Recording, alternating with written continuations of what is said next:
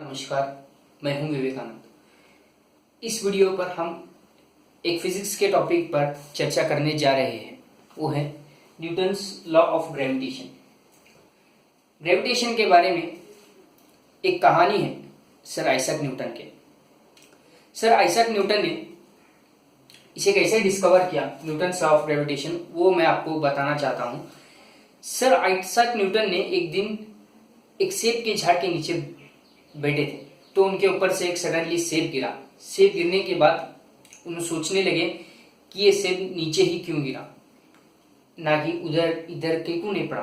तो ऐसे ही सोचते सोचते जैसा ऐसे ही रिसर्च करते करते गए तो उन्हें मालूम पड़ा इस पृथ्वी पर कोई भी चीज होने दो, चाहे छोटी सी छोटी एटम से लेके बड़ी से बड़ी चीज, प्लैनेट्स, अर्थ, सन, जो कुछ भी हो, उसमें एक फोर्स ऑफ अट्रैक्शन होती है और उस फोर्स ऑफ अट्रैक्शन को उन्होंने नाम दिया ग्रेविटेशन।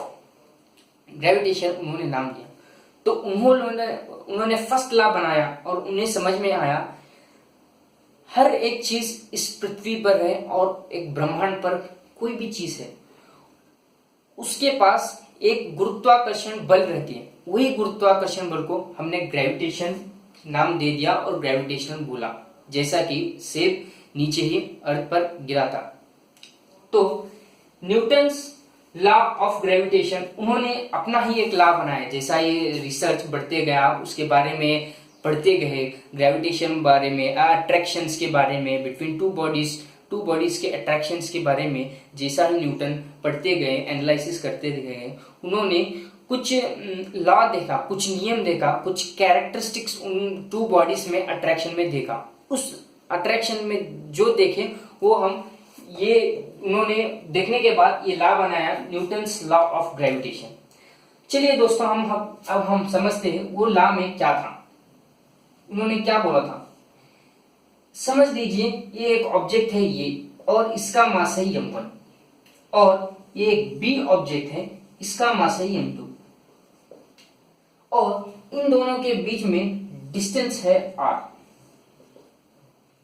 हाँ, तो जैसा ही उन्होंने रिसर्च करना शुरू किया तो उन्होंने ये पाया कि the force of attraction between the two bodies is directly proportional to m1 into m2। उन्होंने पाया इन दोनों के ऑब्जेक्ट में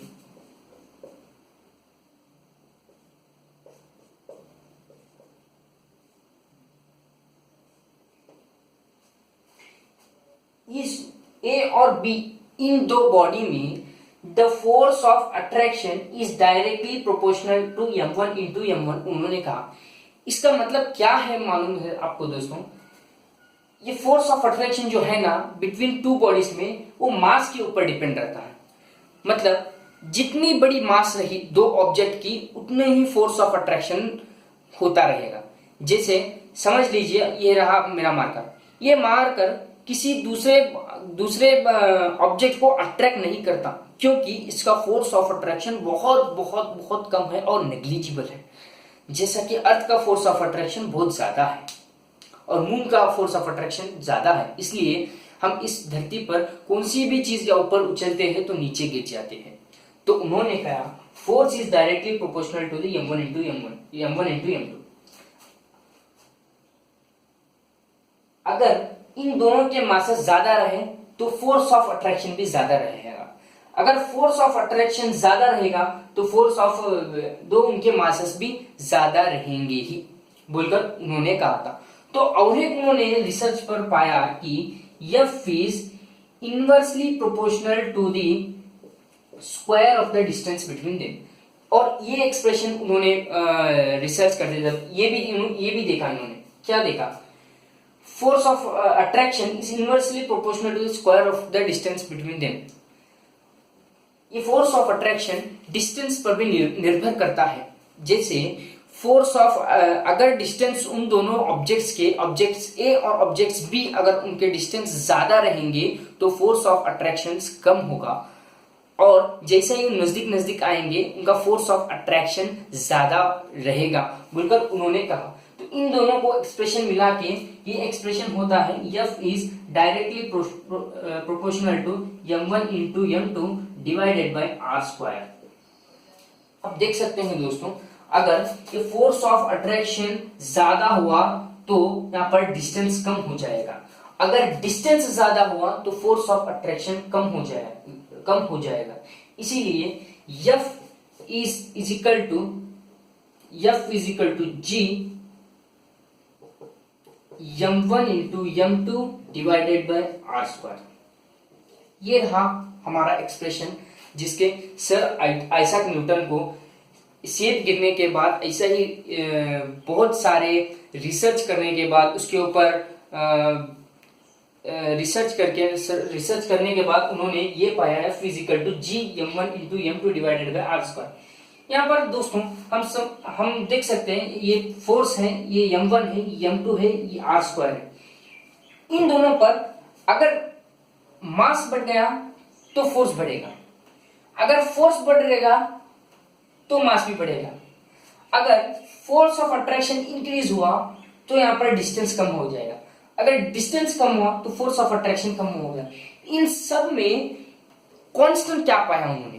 कांस्टेंट बोलकर हर एक चीज पे फिजिक्स में हम लोग यूज करते हैं, उसमें ग्रेविटेशन एक कांस्टेंट है। इसमें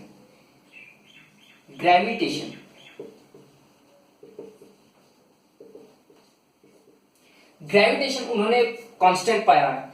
मास चेंज हो रहे हैं और यहाँ पर फोर्स चेंज हो रहा है, और यहाँ पर डिस्टेंस भी, दोनों ऑब्जेक्ट्स के डिस्टेंस भी चेंज हो रहे हैं। और जो उन्होंने कॉमन पाया वो एक ही चीज, ग्रेविटेशन एक ही कांस्टेंट है। तो इसलिए F is equal to G m1 into m2 divided by r square, and it is the final expression which is set by sir Isaac Newton.